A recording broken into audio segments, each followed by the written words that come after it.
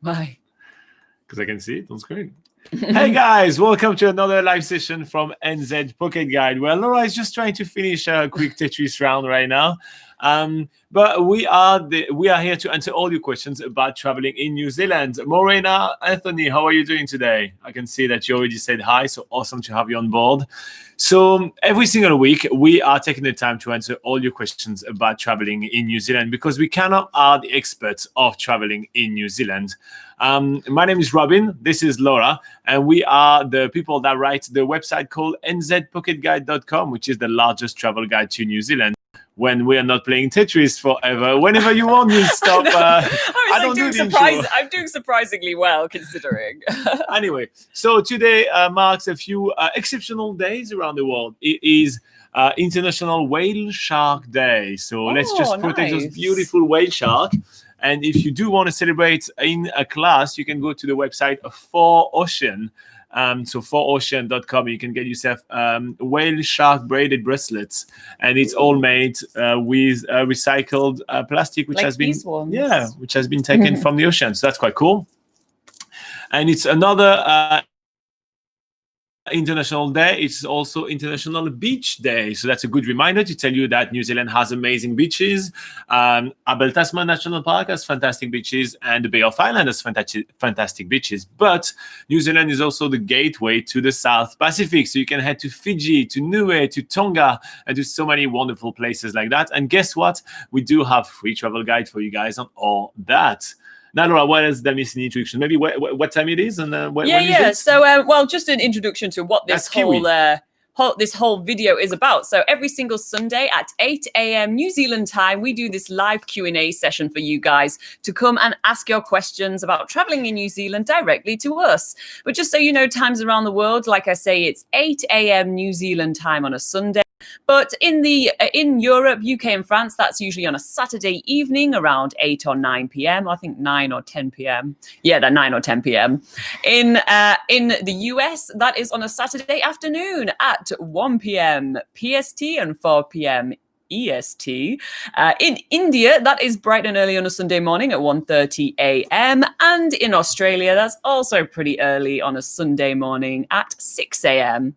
So the best place to come and ask your travel questions is right now on the live chat. But if you do miss this live session, we also take questions in the comments section of any of our YouTube videos throughout the week, so we can pool them together and we will answer those questions during the live session as well. So no question is left behind. Exactly. So feel free to ask your questions in the live chat. As soon as we get a question, we actually answer it, and we read every comment. You know how that works now.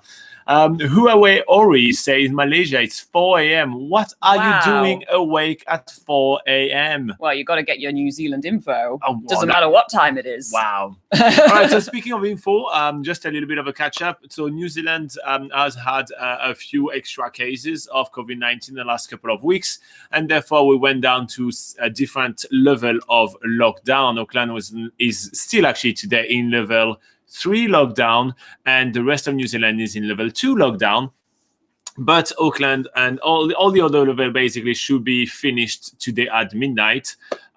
So hopefully that's going to be staying in effect. The government is going to do an announcement on that. The election dates have been postponed. So we were supposed to vote in mid-September, and now that has been moved to mid-October. If I'm correct, we should elect a new prime minister on the 17th of October. I think that's the correct date, but yeah. Anyhow, so this will impact travelers quite a lot, because the new government will mean new policies on the COVID-19, or keeping the same government will mean just continuation of the current policies on COVID-19. As per for the channel, today, we will be releasing a video informing you about the working holiday visa in New Zealand, giving you some update thanks to an amazing viewer of ours. His name is Jesse. He sent us some information and some emails from Immigration New Zealand and all that he had, like basically his whole correspondence. And we will publish this video today for you guys to inform you. And then, we have some more videos coming out for you guys. And what is going on the live chat right now? Anthony says, I'm fine, and I found suggestion for First Light Travel, and it sounds very easy to use. First Light Travel is a really fun company to use. they do a lot of one-on-one kind of contact and itinerary building with you. They're a fantastic company. They're based in Auckland, New Zealand. Actually, we have been in their offices, so they have been tested, vetted, and even visited by us. So like we did a very thorough checks on those guys. But yeah, if you want to use those guys, awesome. Kirsty Wash say hello. Thank you so much for my wine cooler. It arrived this morning. Woo! Awesome. It arrived this morning on a Saturday. It has 2 months? At least 2 months, right? That's been a long time. At least it got to you. Yeah. So very happy, Kirsty. Well, speaking of that, Kirsty, actually, we are close to 19,000 subscribers. So, guys, we will do a giveaway at 20,000 subscribers. We told you that last time. So if you guys want to share this channel a little bit around and give it a bit of a push, we should be about like less than a month away from being at 20,000 subscribers. And we'll do a bigger giveaway this time, and we'll send you a little bit more stuff. And there's going to be more than one winner. So if you also want to be a winner, like Kirsty, that won a wine cooler last time on the channel, share the channel. And so we get more subscribers. And at 20,000 subscribers, we'll do a live kind of quiz, and we'll have prizes, and it's going to be a lot of fun. Yeah. And also, if you haven't already subscribed, make sure you subscribe. Yeah, what she says.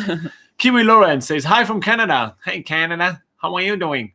What would you say are the top 5 most underrated places and or activities in New Zealand? Sometimes the really popular activities drown out some of the lesser known others.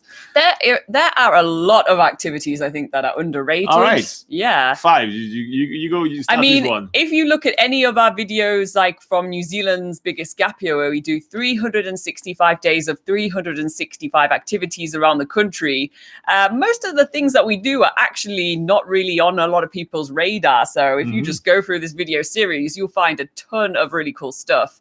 But she asked you 5, you got to pick one. Yeah, I'm going to pick one. So one really cool thing is the it's quite hard to pronounce, but it's the Wairorahiri jet. It is in the South Island. It's a jet boat tour that is near the town of Tuatapere, and it takes you on Lake Horoko and takes you down a river which has like grade 3 rapids. It's really like an amazing adventure into the middle of nowhere, into a place that not many people have heard of. So you get this really cool scenic jet boat experience, and then halfway along the way, you stop for lunch for a Kiwi barbecue and just sort of relax in the wilderness for a bit, and then enjoy the journey back up. So again, that's Wairorahiri jet. So while I give you mine, Nora is going to type it for you, so you're ready, Kiwi Lauren. Okay, so I think, it's going to be a bit broader, but I will say Stewart Island.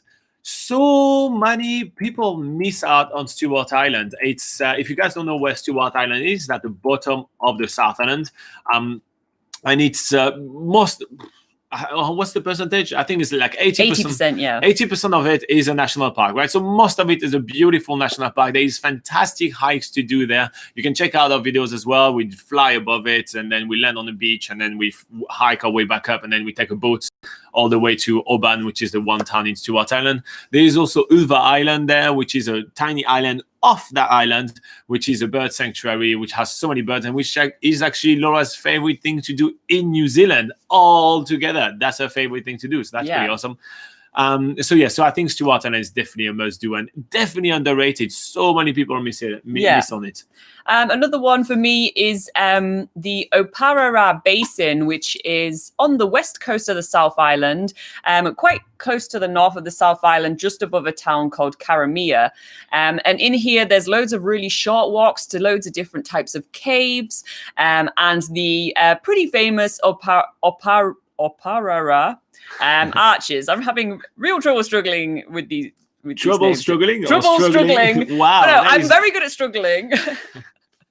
At these names today. Anyway, so this is a really cool place. Although you often see pictures of the Oparara arches, not many people actually manage to get up there. So that's another really cool thing to go check out. And we do have a video on pretty much all the things that we're mentioning actually on New Zealand's Biggest Gap Year on this channel. So if you want to check out what they look like, then go see our videos.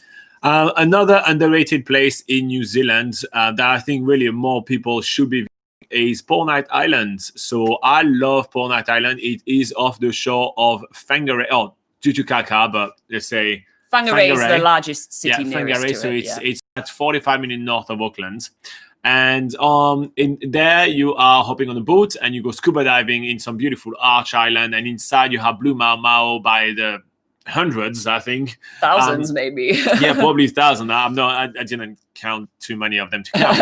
But yeah, so amazing scuba diving places to do there. There's ton of little islands around. There are seal colonies that you can just, snorkel around, and the seals are going to come and play with you as well.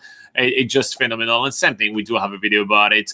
I personally, I'm a big fan of nature and interaction with wildlife and all that. So, just you put your head in the water and you're like, wow. Like I remember the shock and the awe that we were like when we started swimming there. It was like absolutely phenomenal. Yeah.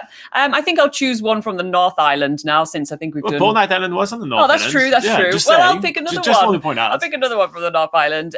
So a really cool sort of scenic road trip you can do is on the Forgotten World Highway. This is a stretch of road between Taramanui and Stratford in the Taranaki region. And yeah, it takes probably about a full day to go and do this journey, but it's pretty crazy. It's got lots of different scenery. There's pretty much no one else. Like, it's a very small, very quiet road. I don't think we saw anyone when we were filming this stuff. Did we cross one car? I remember when we were taking some pictures of the Moki Tunnel, someone did come through. Oh, that's true. But so we saw one person the entire day, yeah. And another cool thing about this road trip is that halfway through you get to a place called Whangamamona, which is a republic in New Zealand. Yes, they have their own republic. They have their own president that they've elected, and they have they have a Whangamamona Day every year where they do some sort of, I guess, like rural sort of competitions like sheep shearing. They do wild food contests and all this sort of thing. So that's always a really interesting place to go check out. And you can also go and get your passport stamped. So that's another cool little souvenir that you can get along the way. All right. So I hope that this was thorough enough for you, Kiwi Lauren. As per usual, we talk way too long every time we get one question. But that means we care, people. That means we care. We're just enthusiastic. Hey, we have Catherine Hegarty here from New Jersey. Hi. And we have Jaz Narila from India. How are you guys doing? How is it going in New Jersey? How is it going in India? Very, very close places, very, very nearby. Anthony Comstock say that he learned about First Light Travel on our site. So yeah, awesome, good. Huawei Ori says we have planned our wedding in December, so I'm up to listen to both of you to know when the border will be, so I can travel back and reunite with my love. I don't think that's happening in December, mate. Sadly. The borders are currently closed due to the COVID-19 cases. We have a video on the channel with our border prediction opening. And we were discussing with Laura, since we're so close to September, we were thinking, should we update it for September? Don't think there has been any development right here. So I don't know if we're going to have any news for you guys. So far, we don't think that most countries won't be open to New Zealand until 2021 and well into 2021. So,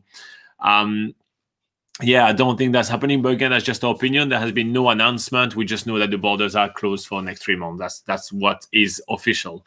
But that's it. So yeah, sadly, we don't have good news for you. I do not know if you're getting in New Zealand in December. And my gut feeling, and it's just my gut feeling so far, is sadly no. And I don't like giving bad news. As you can see, my whole body language changes. And I'm like, no. Lucas here says, hi again. I hope you guys are doing good over there. Yeah, we're doing really awesome. Thank you very much. We are, seeing the tail end of winter. So finally, things are blossoming. The weather is warming up a little bit, so we are less cold. Just a little bit. Yeah, we are less, as you can tell, we are a little bit less cold than we. Yeah. There's a bit more pop and pep in our steps. Yeah, I don't have my beanie on today. Yeah. So. Progress. Riemann 2016 says, how about students? It's 11 p.m. in Iraq. Go to bed. 11 p.m. in 11 Iraq. p.m.'s not so bad. It's not 4 a.m. 4 a.m. is a different story. In Malaysia. But, yeah. So Riemann, we do have a video on the channel actually updating students about the the coronavirus crisis.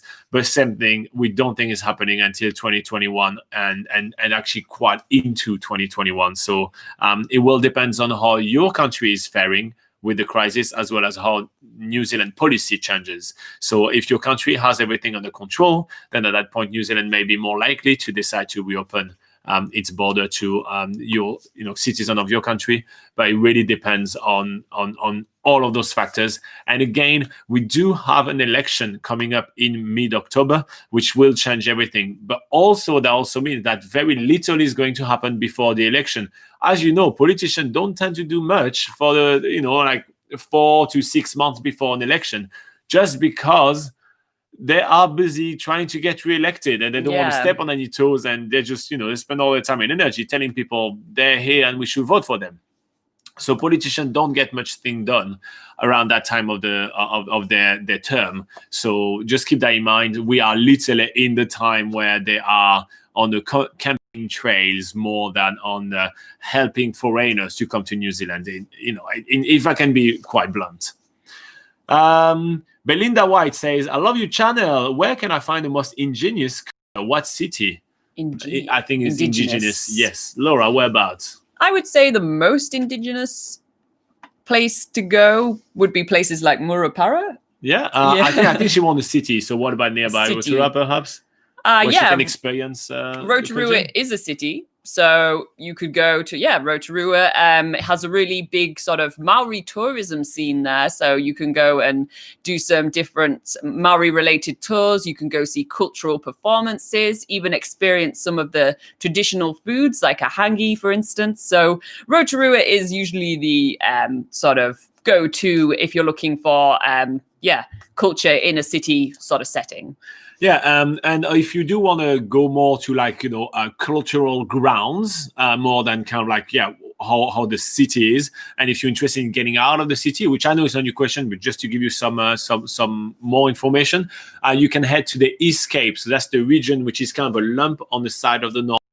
So this region of the East Cape, called the East Cape, there is a ton of amazing Maori cultures over there, and it's a prominently Maori place as well, and you have some really awesome tours there, like Waimarama Maori tours that we did, and Waimarama. That's what. Yeah. That's not what I said. Yeah. Okay. Pretty much. Yeah. So there is some awesome places to visit there as well. So I hope that answers your question, Belinda. Let us know if you have any follow-up. Adila Mula says, Morena, Robin, and Laura, what is the arrival process to a New Zealand airport for people who require assistance with disembarking an aircraft, like wheelchair users, unaccompanied minors, and etc.? If the minors are allowed to travel to New Zealand alone, etc.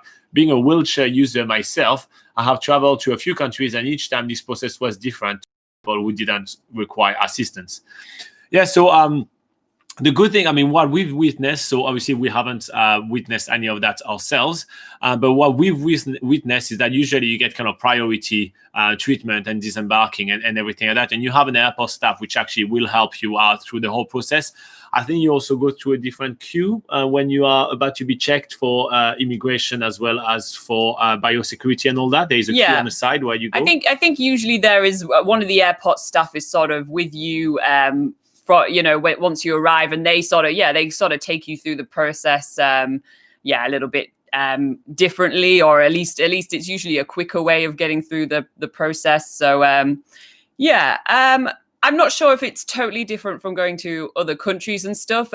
My brother is actually a wheelchair user as well, but he's come to New Zealand before, and he says that he didn't say there was anything out of the ordinary, but so we can't really sort of say there was anything different to what you might have experienced before. But I don't think there's going to be too much to worry about, as long as you're obviously you've obviously made the Auckland airport or whichever airport you're arriving in aware that you're coming, and they should have someone there ready to assist you. Yep. Catherine Hegarty, Usual places to visit. Have you heard of a tree church made out of tree in Ohopo? Did you ever go there? So if you guys don't know, Ohopo is south of Hamilton. So it's kind of halfway between Hamilton and Cambridge. So it's on the northern end of New Zealand. And yes, there is a little church there, which is basically kind of like metal wire frames. And they put some trees that grew kind of into shape. And it's kind of like the one thing to see in Ohopo. So we've heard of it. We never actually went there, just because usually when we travel, we actually go to other places. But that's a cool pit stop. I wouldn't stay in Ohopo just to check out that church, but just a cool pit stop and checking it out. Definitely. Yeah. We should actually do that next time we go up to Auckland. Yeah. Huawei Ori says, guys, do you know when will the border reopen for international? Any development information will be appreciated. I think that we just answered that question for you, my friend, and sadly it wasn't good news. Sorry. Clay Bryant, if you guys don't know, this guy's from Dunedin and he's popping in regularly, local from Dunedin. And he says, finally getting warmer weather for a change, even getting consecutive days in double digits. Wow. So congratulations. The southern end is notoriously colder than the northern end. So we have had a couple of days of double digit already here. So, but yeah, no, that's awesome. Yeah, finally springs is hitting and yeah, we're getting a bit less cold. Are you planning any fun adventures around with the family, Clay, anytime soon? Tell us a little bit about it. Adil Mullah says, also, before coming to New Zealand, are there any forms to fill and are there any legal documents that the aforementioned categories of people need to? I understand that this system might change post-COVID-19, but would like to know what was the process before COVID-19. So obviously, you need to make sure that you do have the correct visa to come to New Zealand, or if you're from a visa waiver country, you need to check that you don't need a visa. Therefore, you will up a form in the airplane on which you're going to be needing to say what you declare. Now, if you are in a wheelchair and, for example, you do need to take some specific medication or anything like that, you do need to have your prescriptions with you. So not just the medication, but also your prescription. And what's the amount of the length of prescription? I think it's 3 months. 3 months. Yeah. So you can only gather 3 months of prescription with yourself as well. And no matter what, having more paperwork than not enough is always better. So if I could advise you to kind of take pictures with your phone, or like all the documents you think may be necessary, and have them on your phone just in case that comes up, it would be a great idea. Yeah. Anything you want to add to that? I don't think so. No? Cool. MB1968 says, morning, everyone. So MB1968 is living in Wellington as well, is a local, if you guys don't know. And he actually saw some 360 imageries of us on some museums in Marlborough, if I'm correct. He messaged us not that long ago.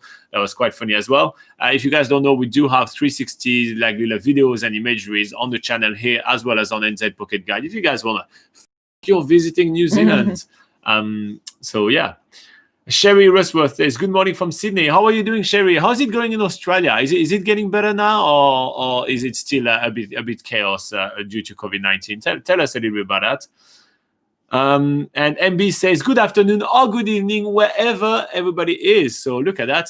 That's a Kiwi welcome if I've ever seen one. And he's also advising for places to experience the Maori culture, East Coast and far north. And he says he's biased. So yeah, easy as. Adil say, oh no, I don't know, we did respond to that. And MB also respond to you Adil, and he says that New Zealand is accessible. So yes, New Zealand actually is quite accessible for people with wheelchair. We actually have an article on NZ Pocket Guide about that, don't we? We do, yeah. We have a couple of articles about some of the activities that you can do if you have mobility problems and that sort of thing. There's quite a few activities you can do in New Zealand that you might not think you can do, but it's surprising that you can do. So that's pretty cool. There's things like parasailing. You can even do skydiving, depending on what sort of mobility issues you have, for instance. So yeah, that's a good article to look at. I think it's called What Activities Can You Do with a Disability in New Zealand? Something along those lines, and that should give you a few pointers. And we also have sort of a guide. It's more directed to backpackers, but it might apply to you as well.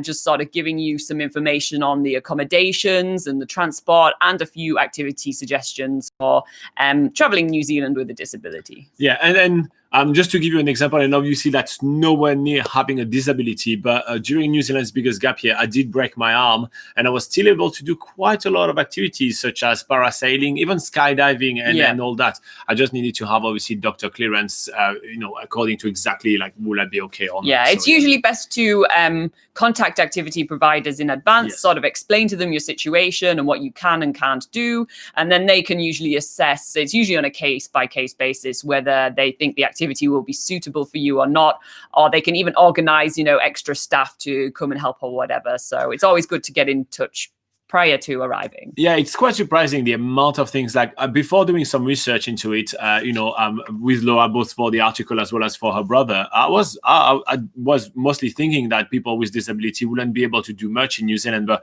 I was absolutely gobsmacked by the amount of things that you actually end up being able to do with disability in New Zealand. So yeah, that's a really good thing about traveling in New Zealand. By the way, guys, if you do find this video useful, you can cheekily hit the like button. It's always great to tell YouTube that this video is kind of useful and that like we're doing something nice. Otherwise, YouTube is just burying us down in the algorithm, and we're not going to reach 20,000 subscribers, and then we're not going to be able to do a giveaway. So here you go. There is something for everyone. The more we hit like, the more we get subscribers, and the more we are closer to doing a massive giveaway when we have 20,000 subscribers. All right. Kiwi Lauren says, what is the single most expensive activity you've done in New Zealand? Was it worth it? Personally, I'm a fan of saving a ton of money before I come to New Zealand and then doing absolutely everything. What is the most expensive one? I actually don't know. I'm really blanking right here. I feel like on the most expensive types of activities has been things like, heli hikes to glaciers, maybe skydives. But what about that flight in Stewart Island? Flight and then a hike and then boats and everything. That was a lot. That was a long day. Yeah, perhaps that. Honestly, yes, all of them were definitely worth it. I love doing things which are really unique. So yes, absolutely yes. But yeah, I just don't know which one was the most expensive. Yeah, I mean, I've seen a lot of expensive activities that's kind of like, you kind of think, well, that doesn't really appeal to me. I feel like I could do that so much cheaper. For instance, there's a lot of like, you can take private tours, like private scenic tours or charters. Fishing charters are notoriously very expensive, which I kind of feel like because we're not really into activities like fishing, we wouldn't find them worth it, but someone else might absolutely find that worth it. So yeah, it's usually quite a difficult one to answer because obviously it really depends on what you like to do and what you think is worth paying money for. For instance, things like skiing and snowboarding are also quite expensive in New Zealand. Some people might think, oh, that's not worth it for a day of by the time you get up there, put on your gear, do a couple of hours snowboarding and skiing, it's not worth paying all that just for a short amount of time. But some people might think it is worth it. So I think the most expensive activity we've done, I was just trying to think of it. So it is this Stewart Island day so because it was private flight to go all across, and then and you can find a video on the channel. So we took a private flight from Auburn, we flew across the island, we landed on the beach, then we hiked toward the hut, and we did a bit more hiking, and then we had we had a boat ride to go back to Auburn afterwards. So that was kind of 2-day things. It could have been more expensive with hiring a guide as well and everything, but I think it was absolutely fine with that. And absolutely definitely worth it. I think that was awesome. So yeah, check out that video. I think that is the most expensive thing that we've done. Yeah. That's the single ever time in my life that I hired a private flight. Let's be honest. I can't really do that every day. Huawei Ori says, thank you for your opinion. I'm going to pray hard miracle happen every day, and both of you are doing great job. You both. Oh, you're very welcome. Michael Marino from Hawaii says, good morning, everyone. How are you doing, Michael Marino? Here's all the emojis. All the little emojis that. Belinda White says, thank you. You're very welcome, Belinda. Belinda, where are you from? I like to, like people that come regularly, I like to know where you guys are from. So, I kind of remember who's from where. It's always cool. Yeah. Dan says, hey guys, we are waiting for the borders to open next year, hopefully, to start our working holiday visa after the Australian one. Awesome, Dan. So we're actually going to be posting a video with an update about the working holiday visa in New Zealand today. That may not apply to you, but that may be worth watching. So it will come up as soon as it uploads after this video. So that's up in the air. Yeah, that could be a few hours. Yeah, it depends on the internet provider. It depends on YouTube. It depends on a lot of different things. But it will come up at some point. MB says, happy with Fortress New Zealand, lol. Yeah, so New Zealand definitely treats itself as a fortress right now, letting no one in. Yeah. Sherry Worthworth is talking to us about Australia. She said it's getting better slowly. We're mainly in the single digit in New South Wales for cases, and Victoria is finally getting in HR in the low 100 mark. Sorry, and it means and it's meant to be 26 degrees today and 28 on Wednesday. Spring is here. Wow, that's hot. Nice. It's nowhere near that in New Zealand just yet. Mohammed says, hi guys, is the lockdown will be lifted this Sunday? So today is already Sunday in New Zealand, and the lockdown is due to be, so the lockdown in Auckland City only is due to be lifted today at midnight, so in only a few hours. There is going to be an announcement from the government, which is going to confirm yes or not, but so far it is planned to be lifted. There is still going to be a few restrictions in places, like masks are going to be actually mandatory for using public transport in Auckland, for instance, and there is a tracker app in which you basically take a picture of a QR code when you enter public places, so you can track when people where in case there is an outbreak, you can get people called. And in outer region of New Zealand, a selected amount of people are receiving text messages from their local health clinic asking them if they want to come in for a COVID-19 check, because they are trying to do even more check around the country just to make sure that everything is under control. So that's currently where we are and where we should be for the next week until, well, we'll see what happens. I mean, we don't know what happens. Let's be honest, Mohammed. There is not much of a scope to kind of predict anything too much at the moment. Adil said, thank you very much. You're very welcome, Adil. Clay is talking to us about his travel plan and says, when we done the West Coast at the start of the year, we went as far as the Pancake Rocks. The weather was no good on the way up, and we missed Franz Joseph, so we came back the same way. So next trip soon is Blenheim, MOT, Golden Bay. What's MOT? MOT. I don't know what MOT means. Blenheim, Golden Bay, Rifton, Hanmer Springs, and back, and whatever is between. We're thinking 11 days-ish, enough to work on.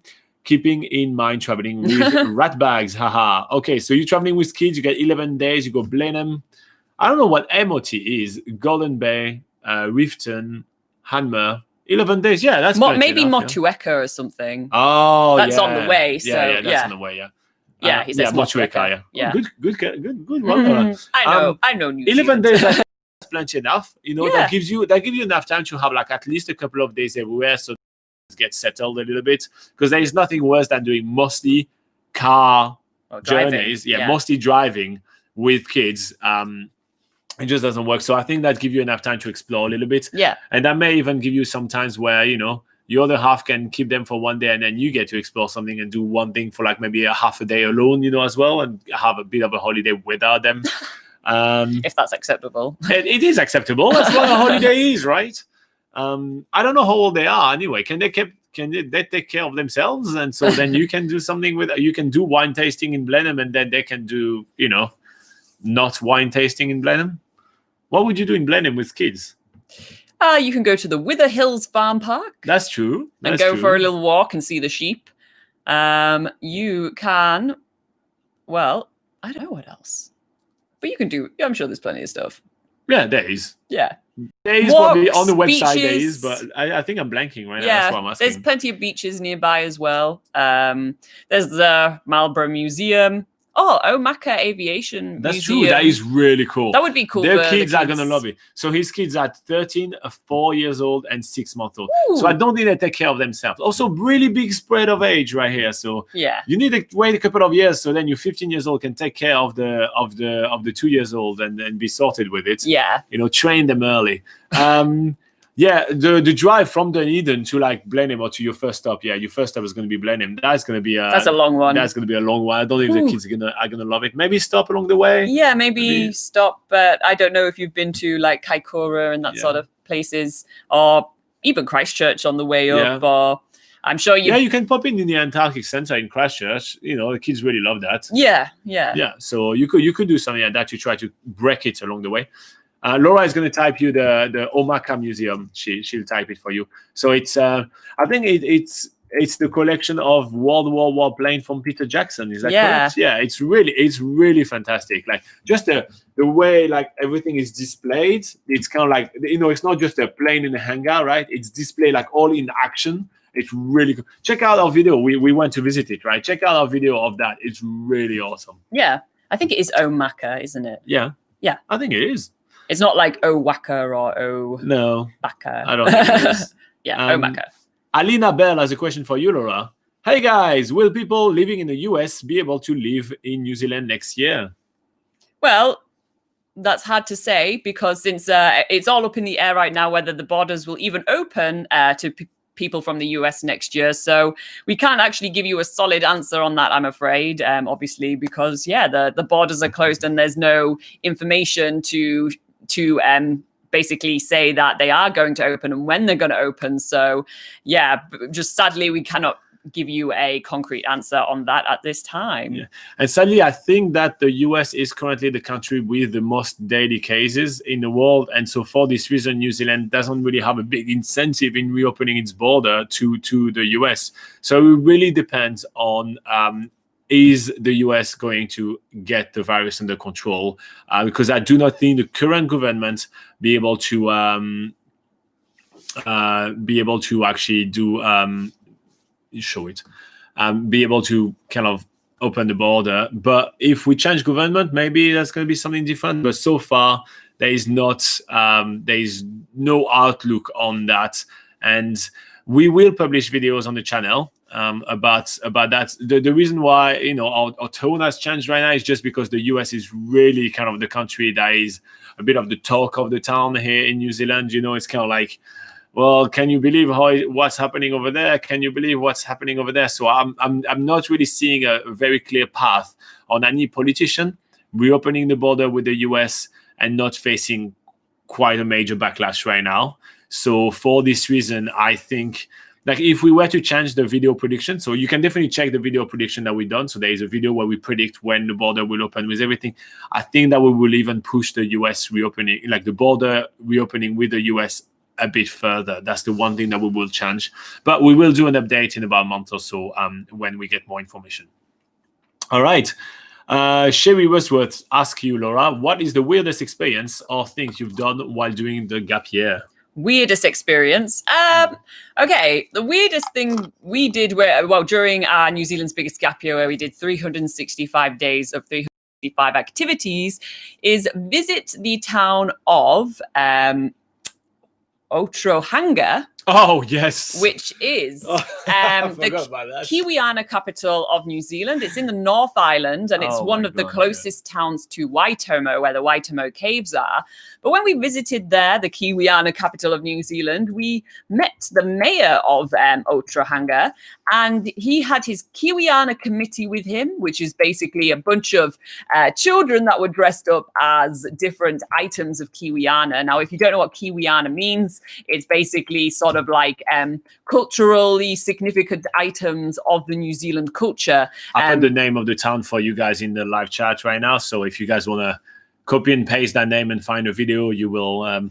Well, let's let Laura finish the story. Yeah, so basically, you want to watch it. when we visit the mayor and the Kiwiana committee, which his committee were dressed up as like pukekos, which is a type of bird, cans of baked beans, which is a popular New Zealand food. I think there was probably a pavlova in there somewhere. There was probably what other things were there in there? Marmite. A pukeko. I did pukeko as well. So when we arrived, they had 2 costumes waiting for us. One was of a giant kiwi bird and one was of a tomato sauce bottle. And he asked us to dress up in these costumes and basically parade around the town with his Kiwiana committee.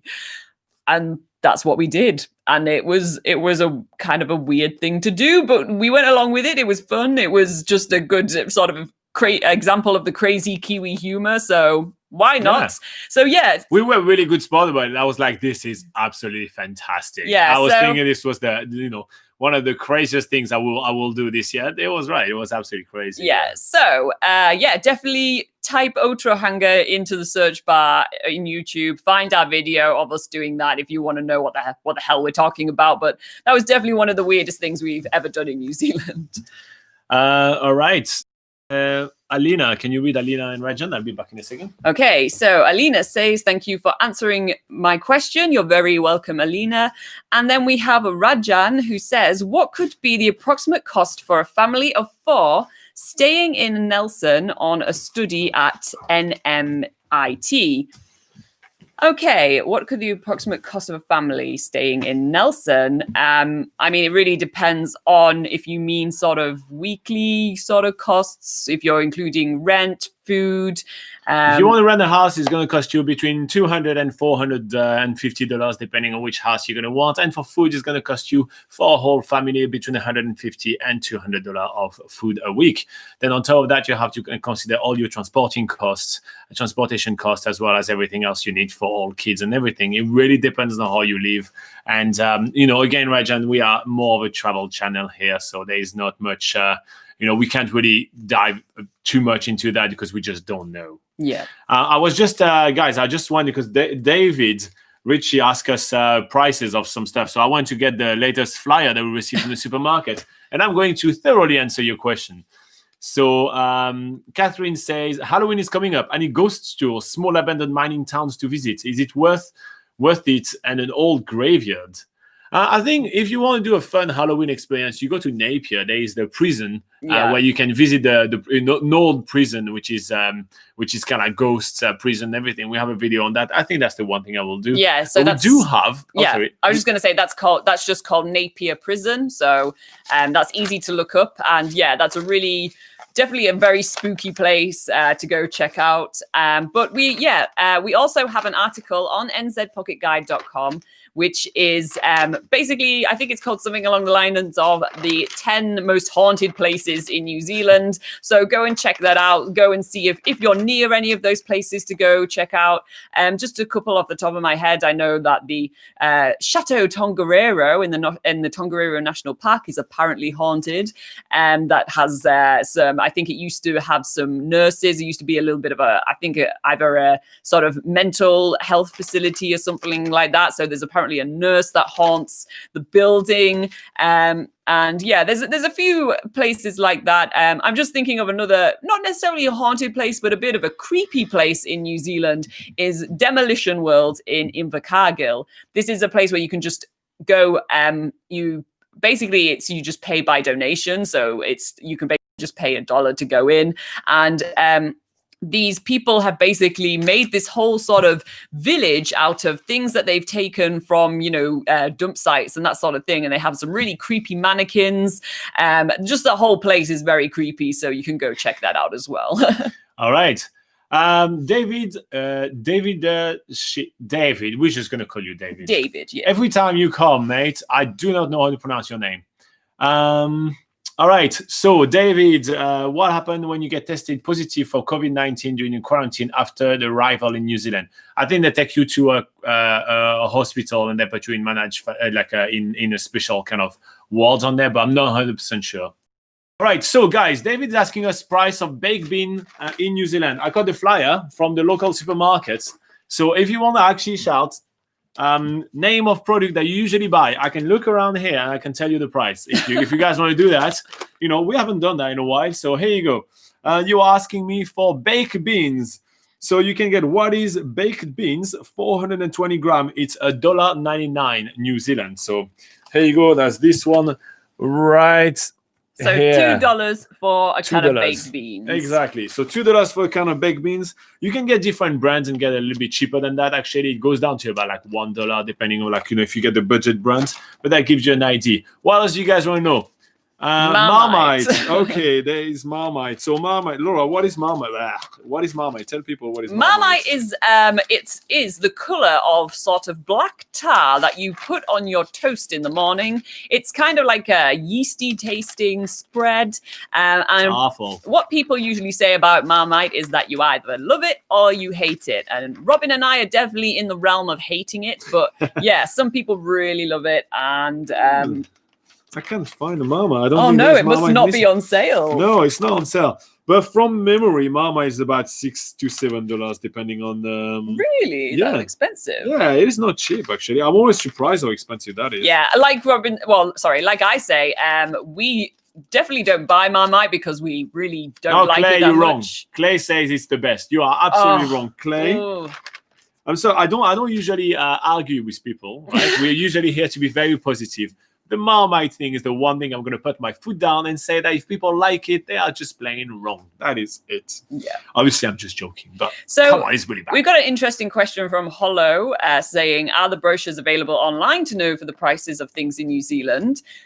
So one place you can go see some typical prices is actually we do have food prices on nzpocketguide.com. If you type in how expensive is New Zealand, then we list some of the typical food costs there. But if you're looking for very specific things, it's a good idea to look up the names of the supermarkets in New Zealand. There's 3 main ones. There's New World, Pack and Save, and Countdown. So, for instance, on the New World website, you can actually look into the online shopping section of the website and look up different products there, and they'll show you the price that it's currently at. So that's another good way to go and see what the prices are for food. Yeah. Clay say add some honey. If you guys want to know, 500 grams of honey is $6.99. That's a clover blend. If you want to get yourself some honey with Manuka honey and everything gets much more expensive than that. But here you go. I like that game. Come on, guys. Give us some items. $6.99 is usually one of the cheapest prices that you get for honey. But we usually pay around like $10 to $12 for honey with a bit of Manuka in it as well. Because, I mean, once you're in New Zealand, you have to have Manuka honey. Yeah, for sure. So MB says, I order online and get it delivered for $10, a Countdown. Yeah.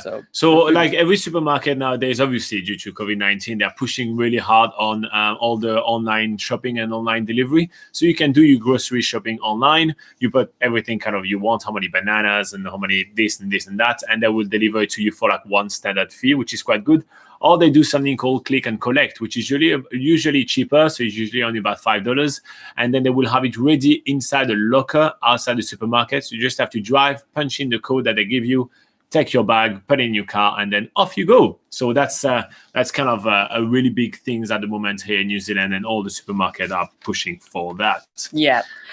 So Sherry also asks, can you buy Vegemite in New Zealand? You certainly can. It's always, you always see Marmite and Vegemite together, so you get both options. I have a question. What? Should you buy Vegemite in New Zealand? Well, if you're asking me, I don't think you should. So Vegemite and Marmite are both about the same thing. There is just one which is branding itself a little bit more New Zealand, which is Marmite from a company called Sanitarium. And Vegemite is it's meant to be the more Australian version, I guess, but deport Laura. MB says deport Laura. How dare you? And Sherry says so therefore I can get the good stuff.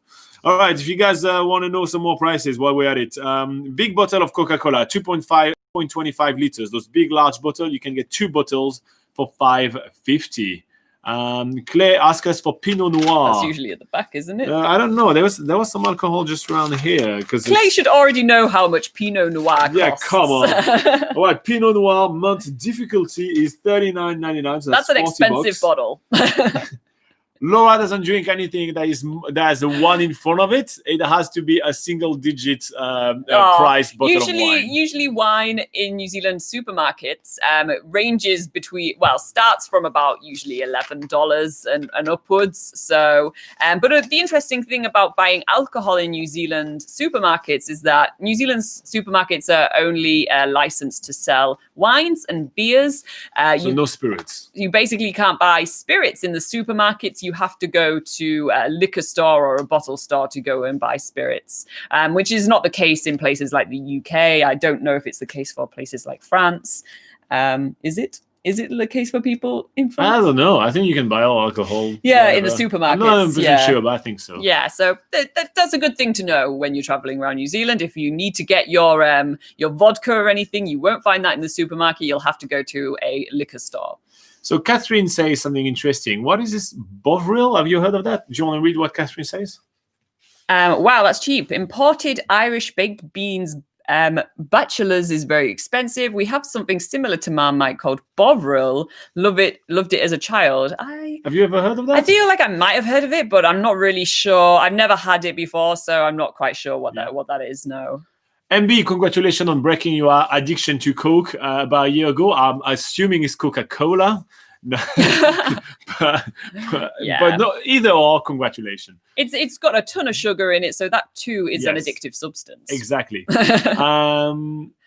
Claire say, I'm just seeing if you pay more up there or less. Well, it really depends. I mean, especially for the wine, mate. It's like the wine, they're all over the place, the prices. You can get an $80 bottle if you want, or you can get an $8 bottle. Yeah. I feel like it's always like, someone was asking, Sherry was asking, how much is it bananas? I think last time I went to the supermarket, it's not in here, but I think last time we went, that was $2.99, so $3 per kg. Around that, sometimes it goes down to like $2, sometimes it goes up to like $3.99, depending on the shipments and everything like that. But usually around $3 a kg is about a good price. Yeah, and BN Everywhere says, I bought bananas the other day for $3 per kg. Hey, here you go. Boom. Anything else? Best meat for barbecue. Okay, you want meat for barbecues right here. So if you want flavored sausages, you can get 1 kg for $9.49. If you want some like chicken nibbles, or like just to like fry them with a little bit of barbecue sauce, that would be 400 gram for $5.79. If you want a rump steak, you want to do yourself a nice steak on a barbecue. That's a fancy barbecue. Yeah, it's a fancy barbecue, but that's $17 a kg. What else do you want? I think that's plenty enough on the barbecue right here. So again, sausages, $9.50 a kg. Chicken nibble, that would be $5.79 for 400 grams. And a rump steak will be $17 a kg. What is a kg in pounds? You'll have to look that one up. Oh, wait, let me just do the math for you.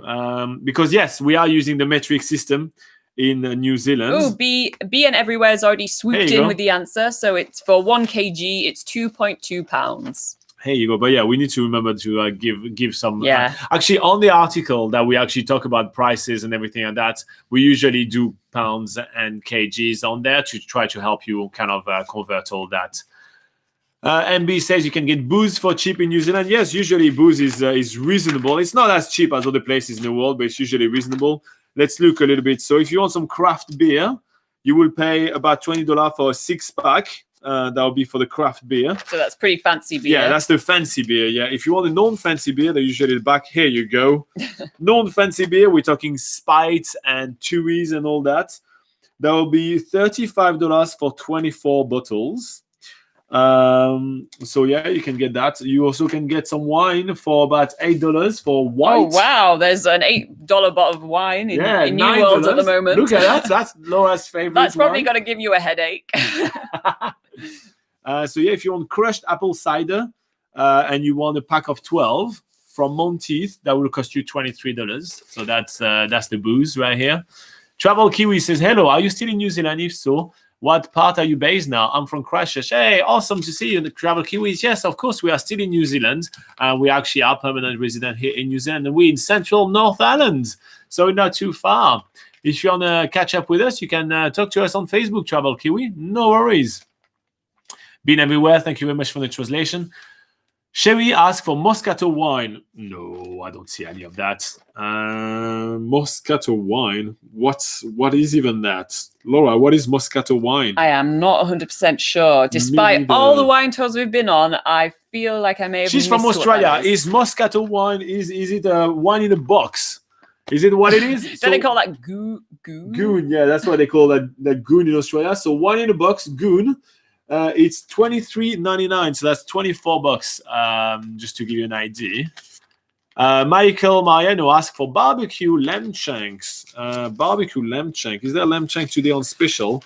Not really, but last time I went to supermarket, lamb shank was $24.99. No, $24.99 last time. So $25 a kg for lamb shank last time I went to the supermarket. Just to give you a rough idea.